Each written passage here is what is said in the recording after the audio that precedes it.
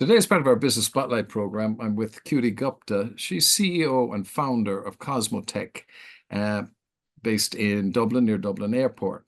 So over to you, Cuty. What is it you do, and for how long have you been doing it? Yeah, brilliant. So first of all, thanks a million for inviting me for this podcast and interview. I'm delighted to be here. So what we do is the company name is Cozmotec, and we help SMEs and businesses to streamline their processes using automation. We help them to grow faster, scale their business faster with the help of automation. So we understand their processes, find the bottlenecks in their processes, do the complete audit, create a strategy of how we can introduce technology, and then help their staff to get rid of day-to-day manual tasks, and then train and educate the staff, develop the solutions for them. So we have a team of developers who would be developing bespoke solutions depending on the business needs, and then we implement those softwares. Great. And I presume AI is having a greater impact all the time. Is it?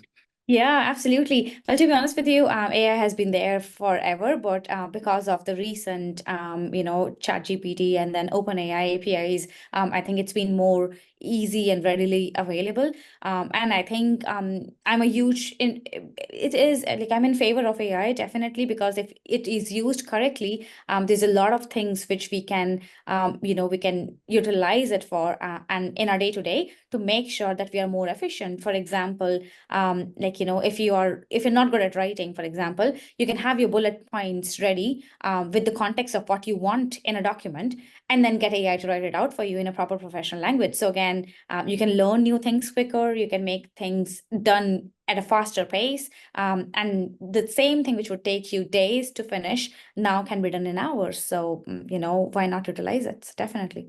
Absolutely. I notice a lot of my clients are starting to have it now. There's an element of the king's new clothes for me. I'm not quite sure how it all works, but and I do know Yeah. it's been there forever, but the Chat GPT obviously launched it and then variations on that. Exactly, exactly. No, and to be honest with you, businesses needs to know as well, like, are they even AI ready? So it's not like, you need to make sure that you are in that journey where your business, your staff, everyone is ready to embrace AI as well. And if not, then there has to be a journey which needs to be planned as well. Because if you implement AI too soon in your business, then it's a problem as well, because it's not going to work. People won't be using it. Interesting, interesting. Yeah, obvious when I'm told, but I hadn't thought of it. Yeah, Yeah. great stuff. Okay, so you've been growing. I mean, how long have you been going now at this today? Almost. Yeah, so I think it's almost 2.5 years now at this stage. So it's fairly young company. But I've been doing what I'm doing in Cosmetech for a good few years now. So I was working in a company before starting Cosmetech as Director of Technology and Innovation. And as a part of my job, I had to make sure that the operations are running efficiently using automation, using technology. So and I saw when we were doing that, I saw a huge benefit in the company. And then that's how the idea about Cosmetic came from as well, because when I thought the amount of benefit we could get by implementing right technology in our business, the staff was happy, the customer was happy, it was a win-win for everyone. And then I thought, SMEs, there is a huge market gap in the SME market specifically for such business, because bigger companies can afford likes of KPMG and EY and all of those companies who can come in and do the process audit for you and then help you in data analytics, implementing AI, implementing dashboards and stuff like that. But SMEs don't have a clue where to start from. They don't even know what to search out for, what to look out for when they want to implement technology in it. So I thought, if we can help SMEs to utilize this, and we can consult them, guide them so that they can compete with their competitors, corporate competitors, in the same way as they are competing, and it will give them an extra edge. So that's what we do. Fantastic. And you've been growing since you started, have you? Or how's... Yeah, no, definitely we are. We have done some really good projects. I think there's a huge need for this in the market, because whoever I've been speaking to, they just they need this.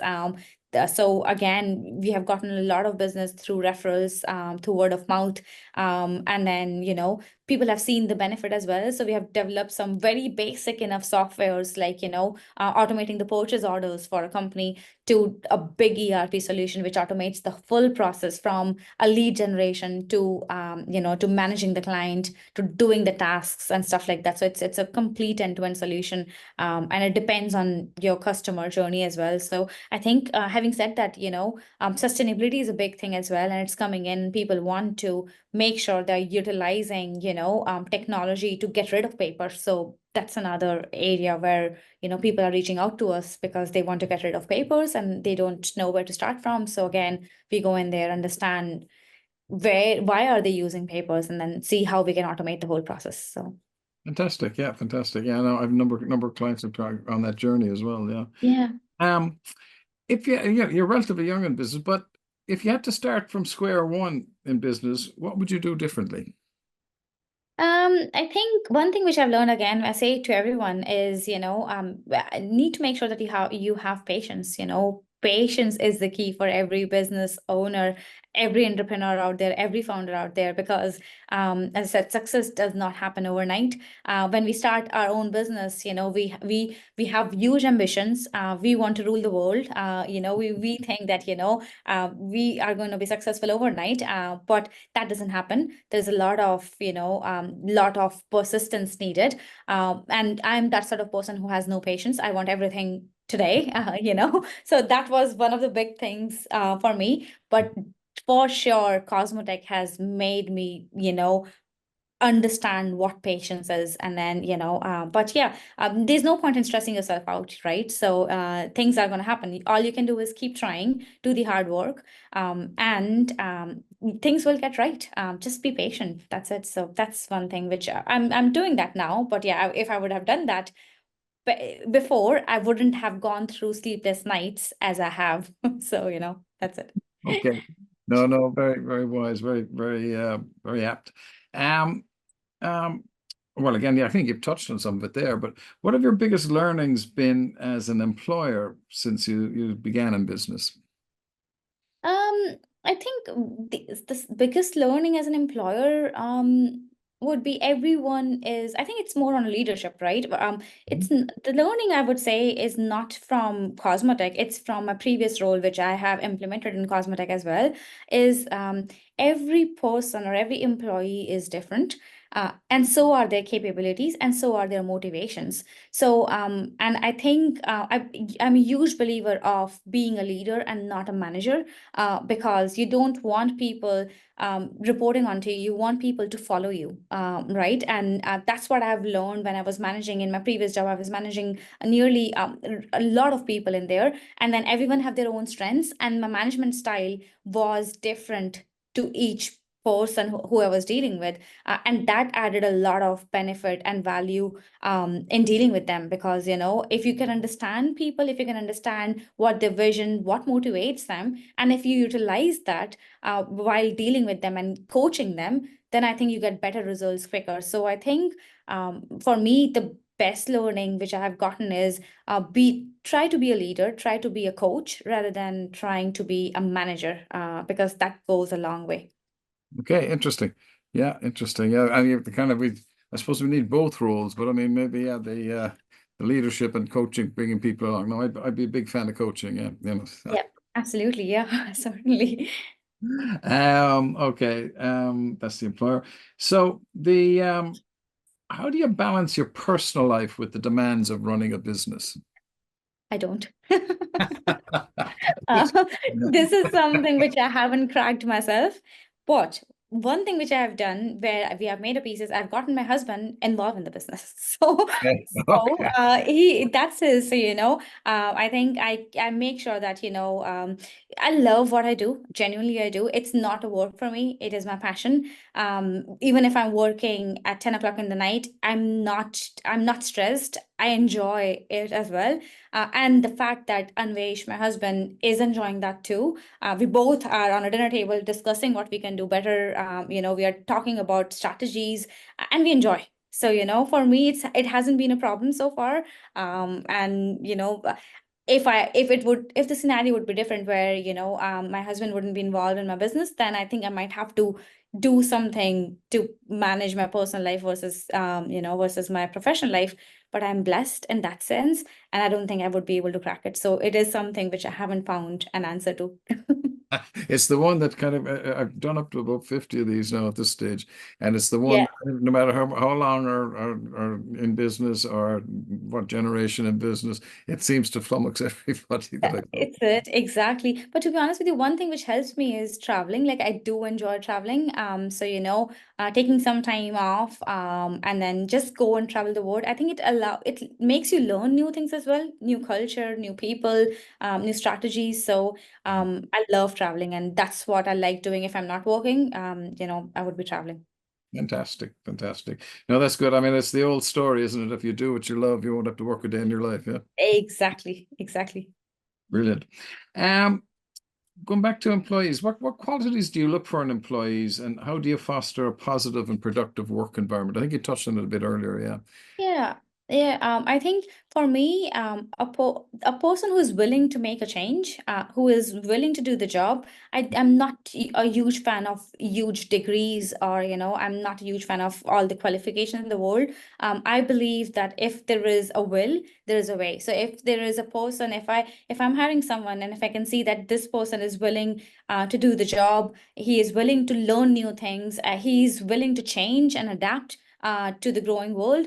I think that is the right person for and is the right fit for me. I don't believe in a culture where you have to do clock-ins 9 to 5, micromanage people. I just don't believe in that. I believe in letting people, do their own thing.